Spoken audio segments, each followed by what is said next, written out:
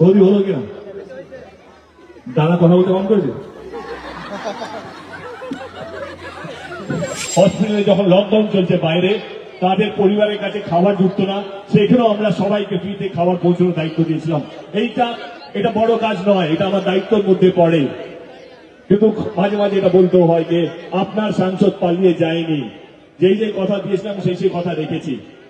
এবং আমি আপনাদেরকে অনুরোধ করব যে দাসপুরে অনেক ছেলেমেয়েরা বাইরে থাকে সোনার কাজ করার জন্য। আপনাদের মাধ্যমে আমি আপনাদের পরিবারকে অনুরোধ করতে চাই, যাকে ইচ্ছা ভোট দিন, তাতে কোনো আপত্তি নেই।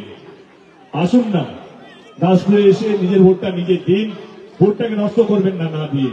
প্লিজ আপনাদের পরিবারে যারা কেউ বাইরে থাকে তাদেরকে অনুরোধ করবেন যে আসুন, দুদিনের জন্য আসুন, এসে ভোটটা দিন, তারপরে দেখেন। এটা আমাদের গণতান্ত্রিক অধিকার। এই ইলেকশনটা বছরে 5 বছরে একবার আসে, এটা একটা গর্ব। তো যারা বাইরে আছে আপনাদের পরিবারে কেউ যদি বাইরে থাকে তাদেরকে অনুরোধ করবে একদিন বা দুদিনের জন্য আসার জন্য এবং ভোটটা দেওয়ার জন্য।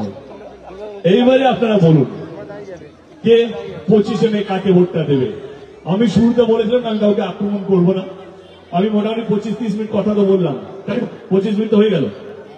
গৌরী হলো কিনা দাদা কথা বলতে কম করেছে।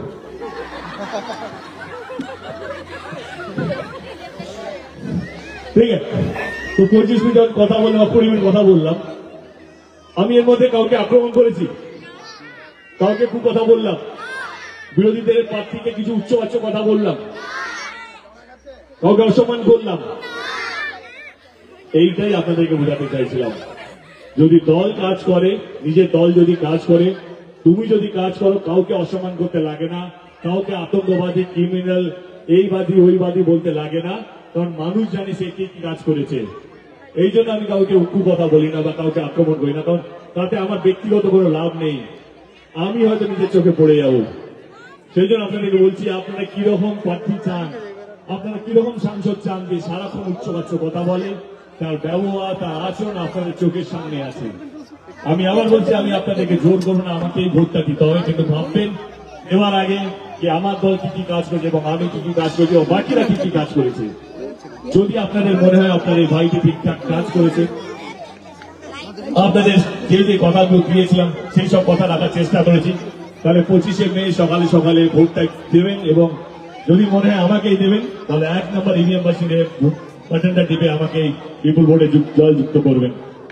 বেশি সময় নেব না, অনেকটাই সময় আপনারা আমাকে দিলেন।